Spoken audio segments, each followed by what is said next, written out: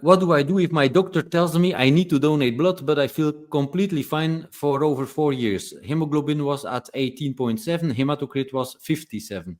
I mean, that's going to be up to you and how comfortable you are standing up to your provider. I wouldn't want to joust with a provider. A lot of these people are very passionate about where their stances are, even though they have no clue about this topic. That's just how they roll. That's common in medicine. It's common in life.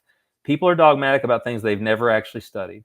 Yeah. And so if they're cool with you doing that, if they just sort of flippantly, recommend it, but then you're like, no, I'm good. I feel fine. I don't think there's any issues. And they're like, okay, well, that may be fine. If they're like, no, you have to do this, to the point where they're changing your dosing and withholding it, find another doctor. Like, there's no reason for that. 4 years, hematocrit 18s, upper 50s.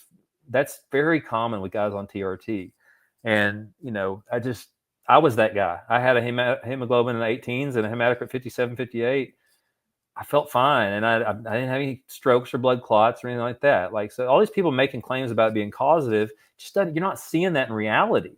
You can theoretically think about that stuff all you want and say, well, this could mechanism. It's like, no, it doesn't matter. I can come up with any explanation for it, but it doesn't matter if it's not true. So, but back to your question with the doctors, yeah, that's going to come down to the personality of the doctor and how comfortable you are. I mean, some people want to literally joust with their doctors and be like, oh, you claim that, well, give me backup for it. Show me studies. And they're not going to do that. Those doctors are not going to go look up most of them. Now, some might, if they're open-minded, they might go, oh, that's a good point. I don't actually know that. Let me go look into it a little bit. Most won't do that. And even if they do go look into it, they won't know how to look into it. They'll just go find some abstracts and read them out and some correlative studies and just call it as fact. So you got to find the right provider if you really want it. That's going to look deeper in these things in an open-minded way and kind of sometimes meet you in the middle on these things, because it really is about that in the end. But they have their boundaries too, and that's fine. If they're set on their boundaries, it's not right for us to try to push them over those boundaries. If they're not comfortable, just like guys do with me, if they're like, no, you need to prescribe an aromatase inhibitor, I'm like, you need to find another doctor, because that's my boundary. I am not going to do it.